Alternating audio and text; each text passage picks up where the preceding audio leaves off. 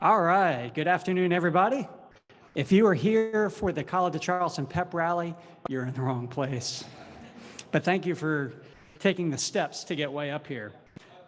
Because you took all those steps to get up here, and we only have a half an hour. This is kind of the ADD conference, get in, get out. So I'm going to try to do everything I can to fit as much impactful, useful, and practical information that I can give you in this small, short time frame.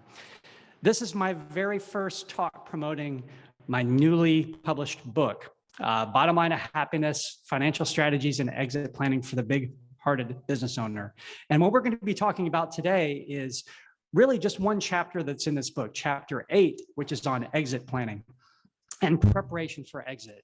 And exit planning really starts at the beginning of a business, good exit planning. Now, nobody ever starts it at the beginning of a business, but having in the back of your mind is a really good idea. A lot of people have asked, why did I write the book? And many times during writing it, I asked the same question. Why am I writing this book? Initially, I was writing it because most business owners don't have a financial background. They didn't get an MBA. They learned everything by doing, and they find things out along the way. I wanted to have a book that business owners could use to give them a lot of tools that are useful and practical to help them in taking care of themselves, their family, their employees, charity, and community. That's what I call the big-hearted business owner. And so packed into this book, there are ideas on not just exits, but on operating a business, on starting a business, on gaining capital, a whole bunch of what I think is useful information. That's why I started it. Why I finished it, though, because there were some dark moments, I'm not going to lie. Writing a book is tough. And my publisher, Kathy, is here, so she can tell you and laugh. But one reason why I finished it, it was kind of during the pandemic, and everything was negative. In the pandemic, there was all sorts of bad stuff on the news. People were arguing and bickering. And yet the business owner was pivoting. They were making things happen. They were figuring out what wasn't working, what was working, and converting their business so that they could survive and thrive. And even more than that, they were helping others. They were the ones that came up with doing PPEs and figuring out supply chains when supply chains back then were starting to break down. And interestingly, charitable giving, especially from business owners, skyrocketed. But you didn't hear about that type of thing through all the pandemic. But that's what happened. And so that has been and continues to be what inspired me. I got to finish this thing. So a little bit about me. Oh, there's the book.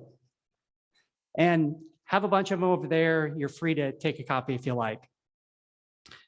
And I signed them, which is a weird feeling for a first-time author. So a little bit about me. So I've been in financial services for 26 years, working for a lot of different companies, from investment bank, institutional money management. Now I'm in private wealth. And so I've helped businesses through many types of exits, from selling to a private equity, from an employee buyout to an Esop, to family transitions. And so I have a pretty unique perspective, I believe, on where they're good, where they're bad, and where people can run into trouble. Importantly, I'm also, well, this is somewhat related, and you'll see in the book that I use these analogies everywhere. I'm a pilot.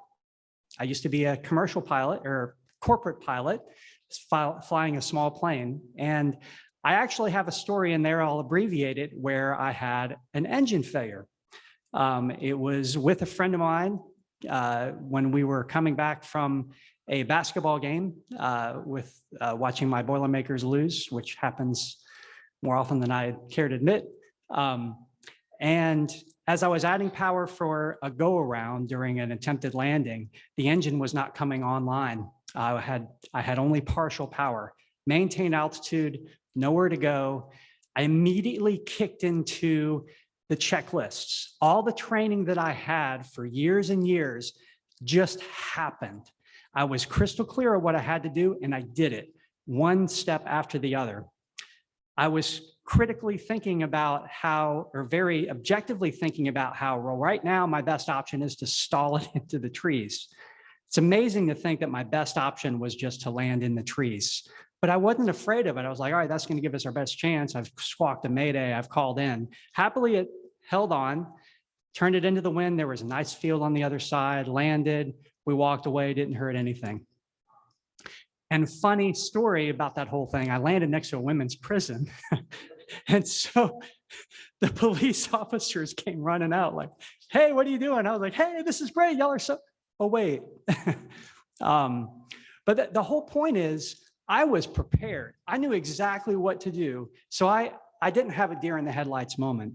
And in business, things go fast. In an exit, things go incredibly fast. So having a plan, knowing what you're going to do is going to give you a much better chance of having a very successful outcome or landing. You probably heard the story of the Cessna Caravan that landed in Florida. If not, look it up. A pilot was disabled and a passenger who had no flying experience landed. Really interesting thing. Just by chance, he had a flight instructor on the ground in air traffic control. The sky was perfectly clear and there was no wind at a major airport.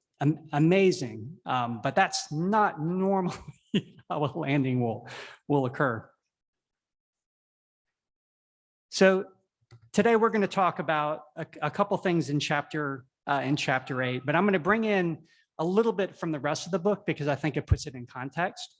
I'm going to talk about what I call the true north, which you'll get it right away. It is your values, your morals, the things that drive you, your why. In the book, I talk about that being your compass, and I'll get to that in a second. Understanding the type of business you have and how that has a major bearing on the type of exit that you are going to have the best outcomes with. And it's not always the private equity. It might be, it may not be. I've got a pre-exit checklist that I have a handout over there, and I will definitely put it online too, because I haven't done that yet.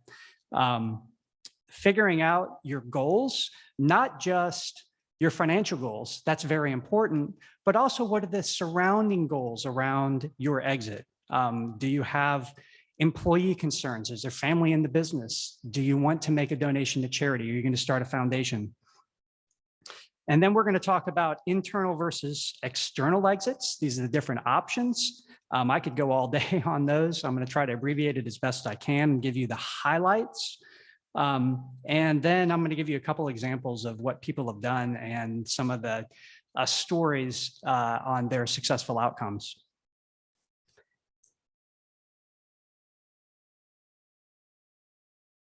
So how many have read the Stephen Covey book, The 7 Habits of Highly Successful People?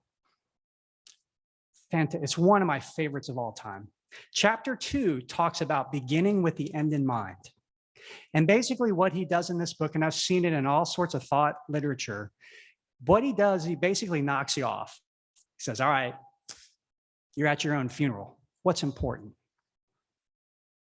It's heady, but it's a really interesting process if you haven't done it, to go through that process and really connect with where your core values are. The whole point of chapter 2 is figuring out what your mission statement is. A mission statement is what I talk about in the compass as, or it's what I talk about in the book as your compass. It's a thing that directs you on where you should be going throughout your process. As a pilot, as an instructor, a previous instructor, one thing I used to do with all of my students, I take them up in the air, have them close their eyes, and then I'll go on a roller coaster ride. And I did this because you'd be amazed how many tricks the inner ear has, not just the excitement of it, but you cannot tell up from down, left from right, just from your inner ear. You have to rely on your instruments. So the compass and a whole bunch of other instruments, you have to, as a pilot, rely on those when things get tough. That's the same thing with the mission statement.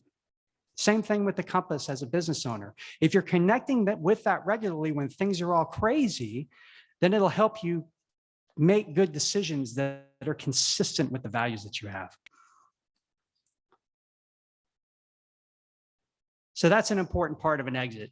because it helps you determine what your goals are going to be. The next thing is your airplane a fighter or a cargo? Now, I think this is a fun analogy because I wanted to be an Air Force pilot, and I honestly didn't care if I was going to fly a cargo or a fighter. I got glasses, so it didn't happen. But if you talk to the pilots, they love their airplanes. And both of them do really different things. So a cargo carries lots of payload. Fighter it's fast, it's nimble, and it doesn't carry much other than weapons. So for a business, what this means, a fighter, I would call it a growth-oriented business. That's one that is scalable. Perhaps it's a tech company. It requires a lot of capital for growth. It usually is cash strapped as it continues to grow because you've got to continue to reinvest in the business. And there isn't always a whole lot of excess free cash flow. The money-making opportunity in a fighter is the exit. How you become wealthy as a business owner is usually the exit. Whereas an income business or a cargo business, that is a service-oriented business. That is one that has a lot of excess free cash flow. The exit value, the multiple of the eventual purchase, that's probably going to be lower than what you would see in a fighter. And so the building of wealth and helping your family and your employees and all those things that are important to you will happen more during the life cycle of your business rather than toward the end of the life cycle of your business.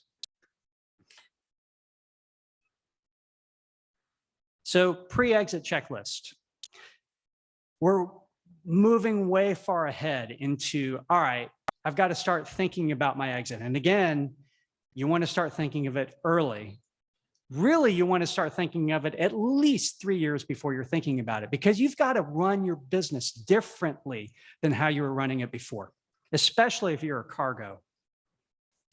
The first thing to consider in the checklist is, and I should have brought my reading glasses, but is the time right for you? Can you walk away from the business right now? If you're so integrated with the business that you are the business, nobody's going to want to buy it from you because they're buying a transferable cash flow stream.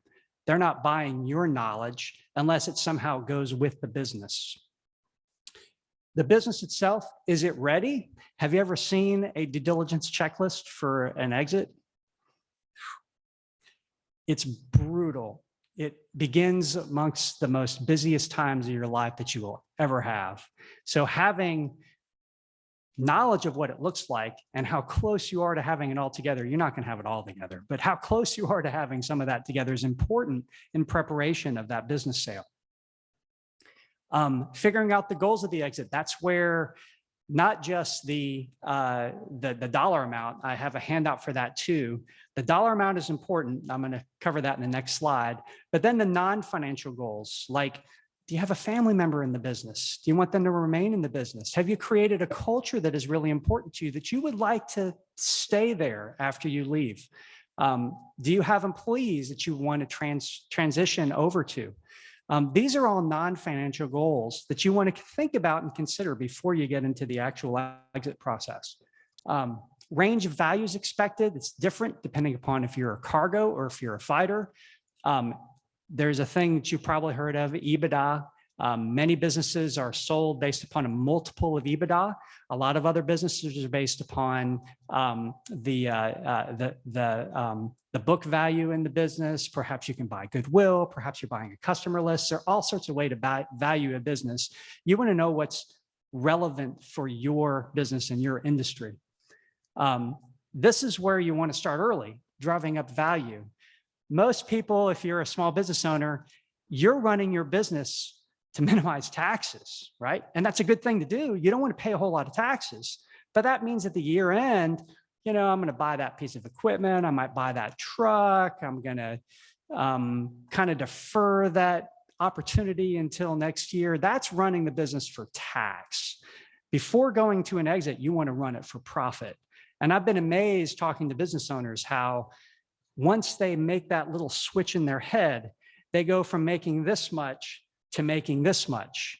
And your exit is a multiple of whatever that number is. So doing it ahead of time and having a history of it is very important for the ultimate amount that you end up with. You want to consider what your best options are. We're going to talk about that. Who is on your team based upon the type of exit that you're going to do. And are you ready personally and business-wise to be in the busiest time frame of your life? Because it will be disruptive and it will be difficult. And every business owner that has gone through it during the middle of it will be like, man, I didn't know it was going to be like this. It's going to be like that.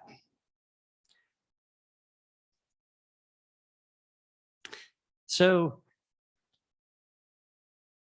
I'm a rocket scientist, right? And it's kind of fun. In order for a rocket to get into orbit, it has to reach a certain velocity called the escape velocity. If it's below that, it's going to fall right back down to Earth. It's 25,000 miles an hour. It's pretty quick. If it's above that, then you can get into orbit. So your lifestyle number, what you need to sustain your lifestyle is this, what I call escape velocity. And to figure that out, business owners have really complex balance sheets. You probably have real estate. You might have some private equity. You probably have investments in other business.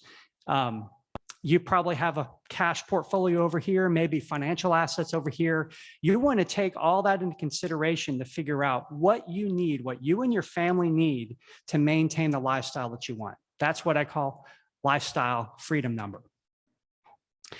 And that is a very important number because it will affect your taxes in a major way. If you don't calculate that number, maybe you don't reach exit velocity, or maybe you have so much excess that you don't do planning that you could otherwise do to save literally millions of dollars in taxes.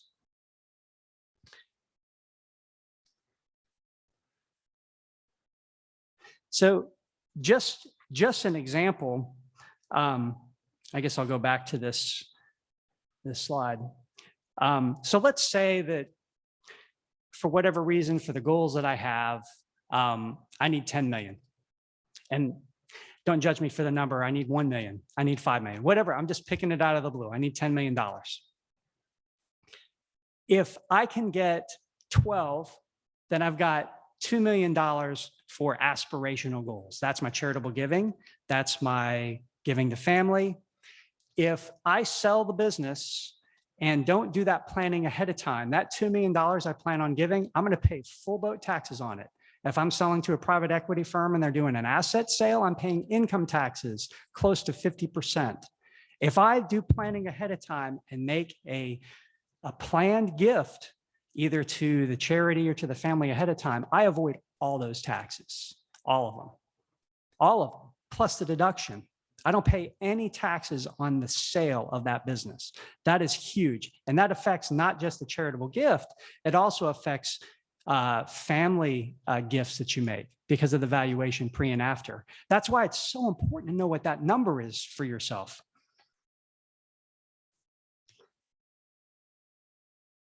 So what are some of the options? And I'm sorry, this is a little bit of a convoluted slide, but there are a lot of options when you're looking at a business sale. So I've tried to break it down into really two general areas. An internal exit. An internal exit is where you have an internal buyer, somebody that is part of your family or organization already. And that includes family members, that includes employees, and it might include somebody that is a friend or acquaintance. Transition to family members. I promised a lot of tax ideas in this, and I do a ton of this in the book. The IRS is very wary of family transitions. Why? Because my son, Matthew, who I want to give the business to, I'm just going to give it to him for $1. You know, I'm fine. I've saved stuff elsewhere. I'll give it to him for $1. He can keep on going and everything's all fine and good. The IRS does not allow that to happen. They have a whole code section called Chapter 14 designed to attack the valuation of family business transactions. It's very complicated.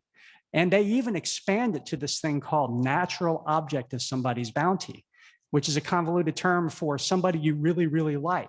So if you have an employee who's been really part of your family for years and years, they may consider them a family member and throw Chapter 14 on you, family attribution rules. So a family transition is important to have a good team to make sure that you're not running into any of these tax pitfalls. And there are all sorts of them, from giving them stock to dilute yourself, oh, dividend. There are all sorts of things that they can do that they can slap onto you. Sale to key employees. Ideally, a sale to a key employees is when they have capital. But most of the time, that's not the case. The employees haven't really had an opportunity to build wealth. So this is a really important tax area. That natural inclination for many owners is just, well, I'm just going to bonus them the money and then they'll buy it with the added bonus. The problem with that is your tax rates can go up as high as 60, 70% on that transaction. It's not efficient at all. You've got to look at other tools to try to reduce that tax on an internal sale, like non-qualified deferred compensation, perhaps dilution, perhaps lending to help them with outside wealth, and perhaps with qualified plans. Believe it or not, retirement plans can be used to help in employee transitions, not just an ESOP, but if you have a smaller business, you can actually do what are called cross-testing, where you do different contributions for different types of employees. And it can be a very effective tool for a transition to minimize the tax. ESOPs, I love them and I hate them. I love them because ESOPs essentially take the tax question and get rid of it. You can avoid all the taxes. You can avoid the taxes on financing. You can avoid the taxes on the sale, the capital gains taxes. And then you can ultimately avoid the taxes in the business in perpetuity as a tax-free entity. Huge amount of tax savings, unbelievable, but it's complicated. You've got to have a good team because the IRS watches to make sure that you're doing everything in the correct way. Is the valuation right? You as the owner, hey, I'm going to sell it for this. Well, the IRS may not appreciate that at all. They want it to be fair market. That's the most litigated area of an ESOP. But if you're not paying any taxes, you can probably take a little bit less because it's not about the value, the big gross value of what you receive. It's the net. It's what you keep in your pocket.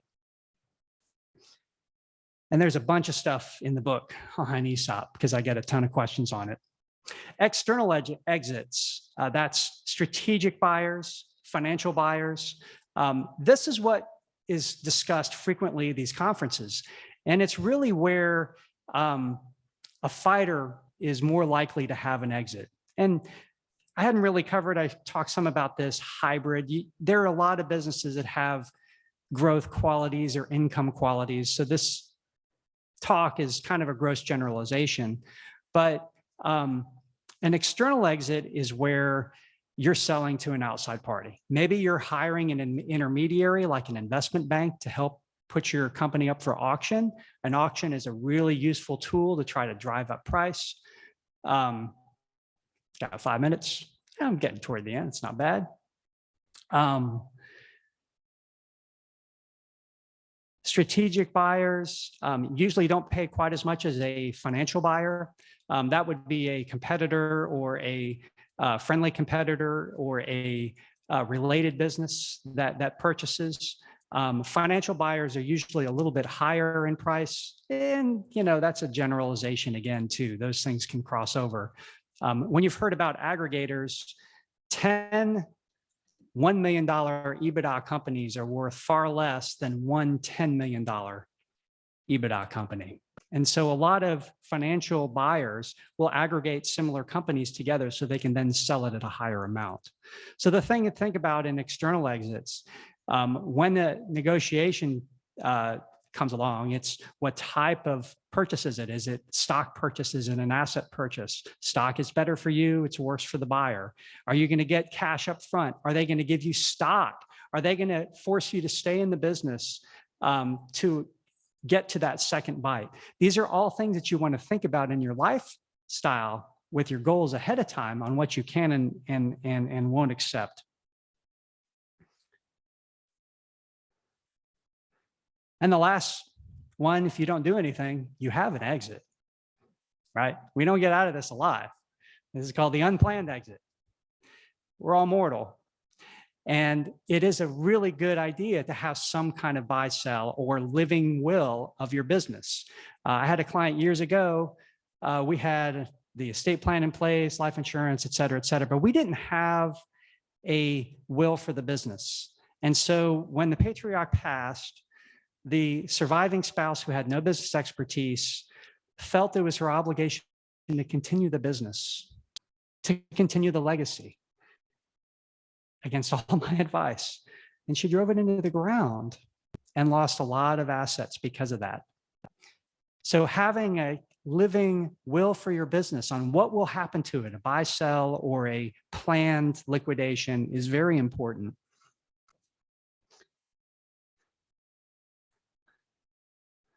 So a couple examples how to choose an exit. So you want to look at, of course, which one is going to help you reach.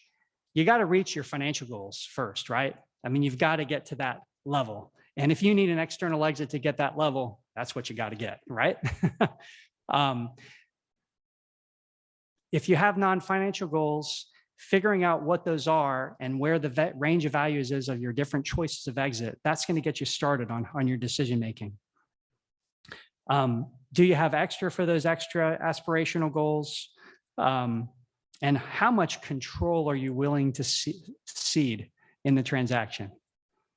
Because that's going to affect whether or not you're going to be okay with an external exit, or if you want to continue more control under a internal exit. So one example, Colin John had a business, looked at internal and external exits, was very charitably inclined, didn't really have a high degree of confidence that employees could take over. Had one person that thought might be able to, left the business for a period of time to see how it would go. Didn't go that great. He ended up doing an external exit with a private equity firm. We helped him choose one. They put it up for auction, and they ended up selling the business for far more than he ever expected, giving him the opportunity to do tremendous amount of charitable gifts. And I'm not going to reveal what some of those charitable activities were, but it's amazing what you can do overseas with a little bit of US dollars. It's unbelievable what you can do. Another example of a local business owner, income type business, had lots of other assets, especially in real estate. A lot of those real estate assets paid income, didn't really need a whole lot of an exit. Now, we don't want to leave anything on the table. So we did that 3-year thing, right, where you drive up value. So he chose an Esop employee buyout. Had enough for his lifestyle, had enough to make charitable gifts, had enough to create a trust for his special needs child to take care of them in perpetuity, and maintains complete control over the culture of that business, even though he's sold. It's pretty tremendous.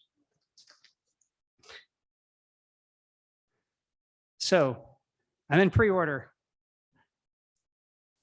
Buy a book for $1 or pick one up. Any questions? I kept it under half an hour. I can't believe it. All right. Thank you.